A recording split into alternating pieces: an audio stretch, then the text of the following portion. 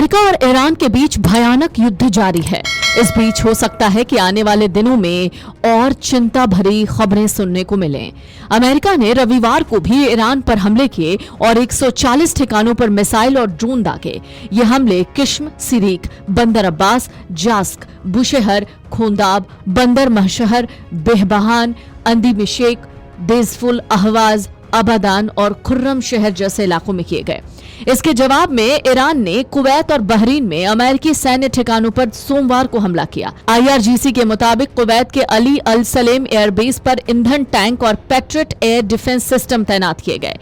Iran ने अमेरिकी base पर हमले किए, जबकि अमेरिका ने ईरान में तबाही मचाई है। सैटेलाइट की जो तस्वीरें सामने आई हैं, उनमें जॉर्डन, कतर, बहरीन में नुकसान और ईरान के बुशहर न्यूक्लियर प्लांट के पास बर्बादी दिखी है।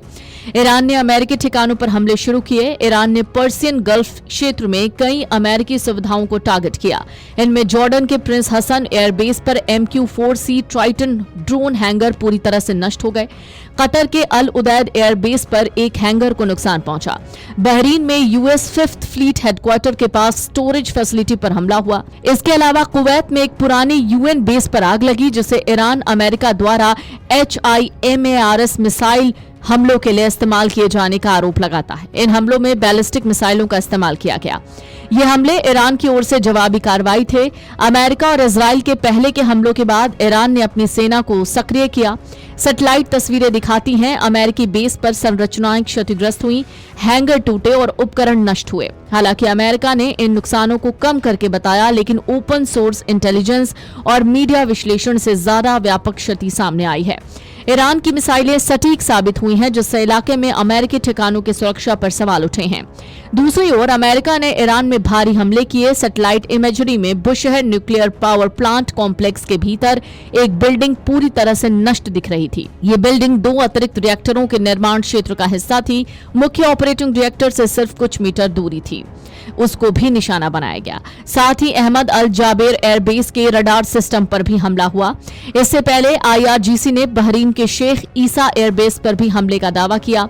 संगठन के मुताबिक वहां हेलीकॉप्टर रखरखाव केंद्र, P-8 विमान के हैंगर और अमेरिकी सेना के drone command and control centre को निशाना बनाया गया। वहीं ईरान के सुप्रीम लीडर मोस्तबा खमनेई के सलाहकार मोहसिन रेजाई ने कहा कि होर्मुज स्ट्रेट ईरान के लिए कई परमाणु बमों से भी ज्यादा अहम है। रेजाई ने कहा कि ईरान होर्मुज की हर हाल में रक्षा करेगा। जॉर्डन की सेना ने दावा किया कि उसने ईरान की ओर से दागी गई 4 मिसाइलों को अपने हवाई क्षेत्र में ही रोककर मार गिराया है। इससे पहले ईरान के इस्लामिक रिवोल्यूशनरी गार्ड कॉर्प्स ने दावा किया कि उसने जॉर्डन के प्रिंस हसन एयरबेस पर मिसाइल और ड्रोन से हमला किया। IRGC के मुताबिक इस हमले में कई ईंधन डिपो और गोला बारूद के भंडार में आग लग गई। हालांकि दोनों देशों के इन दावों की पुष्टि नहीं हुई है। ईरान ने कुवैत के 2 सैन्य एयरबेस पर हमला किया है। IRGC के मुताबिक उसकी एरोस्पेस फोर्स ने अली अल सलेम एयरबेस पर मौजूद ईंधन टैंक यानी फ्यूल टैंक और पैट्रियट एयर डिफेंस सिस्टम को पूरी तरह से नष्ट कर दिया। इसके अलावा अहमद अल जाबेर एयरबेस पर लगे रणनीतिक रडार सिस्टम को भी निशाना बनाया गया। IRGC ने अमेरिका को होर्मुज को लेकर भी चेतावनी दी। उसने कहा ईरान इस अहम समुद्री मार्ग में विदेशी सैन्य दखल को लगातार जारी नहीं रहने देगा। इन सब के बीच जान लीजिए पिछले 24 घंटे में अमेरिका और ईरान के बीच क्या क्या हुआ। तो GFS गैलेक्सी जहाज पर हुए हमले में 11 भारतीय सवार थे, 10 को सुरक्षित बचा लिया गया, जबकि एक भारतीय अब भी लापता है। भारत ने हमले की निंदा करते हुए नागरिक जहाजों पर हमले तुरंत रोकने की अपील की है। अमेरिकी सेंट्रल कमांड के मुताबिक अमेरिका ने इस सप्ताह 3 दिनों में ईरान के 300 से ज्यादा सैन्य ठिकानों को निशाना बनाया है। इजरायली सेना ने दक्षिणी लेबनान के नाबातियह जिले के कफर तिब्नित कस्बे पर गोलीबारी की। फिलहाल इन हमलों में किसी के हताहत होने की खबर नहीं है।